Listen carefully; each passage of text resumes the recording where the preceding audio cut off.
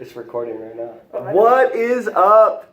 First time debut. I had to bring in young Conor fan, a 19-year-old, well, 19? 18-year-old kid who loves all that crazy music of today. So I thought I'd bring him in here into the Thunderdome, not the Astro world, and school him up on what it means to actually enjoy and digest and live that hip-hop lifestyle. Because you know me, a white guy out here in California, knows all about that. So, thought we'd talk about the new albums from Mac Miller, Swimming, and Travis Scott, Astro World. Maybe you could kick us off. We're going to first start off on Swimming. Oh, yeah, sure, we could do Swimming. You named it in that order. Okay, so I really like Swimming, but I am more of that. I like slower stuff, more depressing kind of stuff. And I think the whole reason behind it is like, you don't really understand what he's saying all the time, but like his lyricism are just like... Are you talking about Mac or X? I'm talking about Miller. What do you mean you don't understand what he's saying? He's very clear in what he's saying. There's a few songs where like you can't understand what he's saying. Like literally like... We're not talking about mumble rap yet, dude. I'm literally telling you, I couldn't... No, on Perfecto, I couldn't understand him sometimes. Perfecto was sick, great beat. Small World, I also couldn't understand him at some points. Small World. Okay, so that's one of the criticisms that I often get about him, because a lot of people in the office don't actually like Mac all that much, is I think it's because of his kind of sing-songy rap, and he can do like a bit of a whisper at times. Yeah. So I get you, I'll grant you that. That's fine. But I don't know, just like X, he kind of does have that depressing vibe. There it is. I love X, but like the whole thing, like, oh, if I drown, like, whatever, like, that just happens. I don't know, if you're in that kind of mood, it kind of, it's like the perfect kind of tracks for you. Fair enough. You kind of want to listen to. You're down, I mean. Yeah, no, I get it, and that's definitely the theme of the album, was kind of a depressing, self-imploding, kind of suicidal, although it never really gets that graphic of, oh my gosh, I'm going to just slit my wrist or whatever. But the metaphors that he's talking about, you know, if I stop swimming, I'll float and drown, stuff like that, totally understand. Like it sounds like, what's the use? Right. Yeah, a lot of the title is Hurt Feelings, What's the Use, 2009, which talks about like his life at that point and how he's grown into being super famous that he is now. His relationship with Ariana Grande and how that dissolved. Yeah.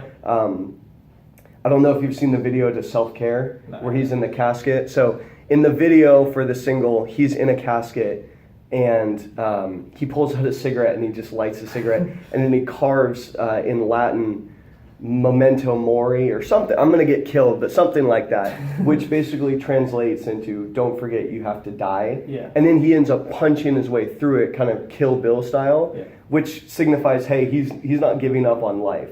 So it all kind of revolves around that whole theme. He kept saying like, oh, I'm down, but he also had lines like, I'll be fine, stuff will just work out, things will be fine. It was a solid album. I'm glad that you enjoyed it. Yeah. Musically and sonically, I loved it. It was great. Hurt Feelings, produced by J. Cole. That was awesome. Amazing beat. Perfecto was like very skit-scattery, but I liked that a lot.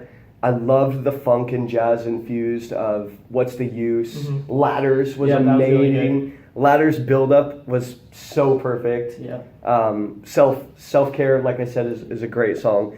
I would say the first half is very, very sonically like diverse, because you got the hip hop beats and then you got the funk and jazz, and then towards the end it just gets very mellow, very kind of piano ballads, and let me just kind of word vomit everything that I'm feeling. Mm-hmm. So, I really like Swimming, and kind of onto Astro World. Yeah. I've never been the biggest Travis Scott fan. Absolutely. His ad-libs irritate me so much. It's lit! Yeah! Like, dude, get over yourself, man. But everything that I've been reading about him being the heir apparent to Kanye West, Kanye West is like on a whole nother plateau. Musically, lyrically, all that stuff. Travis Scott, for all of my knowledge of him, were just the ad-libs. Yeah. And him dating and impregnating one of the Kardashians. Total extent. So going into this album, I was just like, okay, it's probably going to be party anthems, bangers, and so forth. Which it kind of was. Yeah, there was a few. Yeah. But I know that you maybe have a little bit more insight into it. there was other things in it. It wasn't all party. You have songs like Stargazing. It wasn't a complete banger. Carousel, some slower stuff. Stargazing to kick the album off, right? Yeah. I really like that song. My favorite song was Sicko.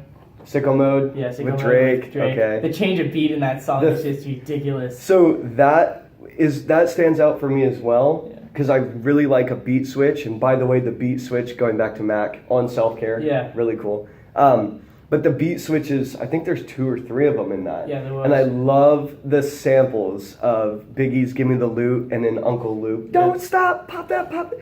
That was so cool. So I give him credit there. And then his most popular off the album, Butterfly Effect, obviously. I mean, Really? Yeah. That's the most popular Oh, song? that had like 300 million hits right now, yeah, on Spotify, so. That's the most popular song. Other ones have like 12 million. Wow. So- Dude, to be honest, I don't even think I got to that song. Because that's like one of Did the you listen last... to the whole album? Yeah, but it all literally it all blends together. That's a good album. They have great transitions. The one standout song that I would highlight would be "Stop Trying to Be God." Oh yeah, that was a great one. So amazing production, and you may not know who this is because you're a youngin', but he got Stevie Wonder to play the I harmonica. don't know who Stevie Wonder is. I don't know, dude. You like mumble rap and X and all that other nonsense, so I'll give you props to know who Stevie Wonder He's is. super famous. But that was a very cool tap up Yeah. to get this kind of oddball hip hop character to be Yeah. able to place Stevie Wonder on your album. Yeah. Was very cool. And that song musically I like it a lot because it kind of swirls and then the harmonicas just kind of come in and then they echo out. Yeah. I really like So that. the one thing that people have a problem with the album, and Trace actually just told me this, is the auto-tune. Because Trace. he uses so much auto-tune on everything. And I didn't even realize it until I saw him in concert at Hard Summer. But It like, probably sounded terrible. he would even talk in auto-tune. It was just like always auto-tuned. It That's- wasn't that's- terrible. See, that's but, the like- crutch. That's the crutch of a lot of artists. They like. I guarantee you, if you were to go see like Ray Shremmerd or something, and I like yeah. Sway Lee, but dude, they don't sound anything like that. No. These albums are so overproduced to the Oh, point yeah. where Absolutely. like every note is pitch perfect. But when you go see him live, I mean, he was still completely really different good, experience. but like he only played his most popular songs. He played a few. He played Stargazing, and he did play Sicko Mode and Butterfly Effect. Those were the only 3 off the album. But then he played stuff How long did he play for? an hour. And he only played those songs? No, he played like Dark Knight. Well, like Oh, okay, the album. from So, the like, other albums. Yeah, Dark Knight Demo, which is Trippie Red, and he's featured on it. Featured. It's a great song. It was all like a pump up concert, and then For sure. he tried to end with Goosebumps, and he got stopped halfway through because it hit 11. Yeah. And the whole Yeah, reason, don't go to concerts late night in Coors Amphitheater? Yeah, no, it Not was Coors, outside. Sleep Train. No, it was the outside festival at a racetrack up in LA. Oh, okay, well, But it was kind of crazy because the reason that happened is because he wanted this guy with a wheelchair who was like crowd surfing to come on stage, and he gave him a free T-shirt and everything. And then they're like, he's like, they're telling me to stop, but I'm not going to stop. And then he started the song, and just the sound cut out. That's legit. So you gotta protect your audience, and I'd give him props. Oh, he literally said that. He said that halfway through when some guy, he's like, I don't want a bodyguard. I don't want a bodyguard to hurt one of my fans. He can come on stage because it's his birthday. That's cool. So he was super That's nice cool. to Props to you, Travis, if you ever watch this. No way. I think it's a little bigger than that. You never know. Titans is blowing up, man. Oh yeah, 20 views. All right, anything else? On Astroworld is Swimming. I don't think so. They're 2 diverse albums. So we missed one. I don't think either of us listened to it, but YG, Stay Dangerous, also dropped on Friday. Not the biggest fan. My wife loves It's Still Brazy for whatever reason. It's so funny. She will pull up the lyrics on the phone and like rap along to it. Well done, hun. But yeah, that one dropped too.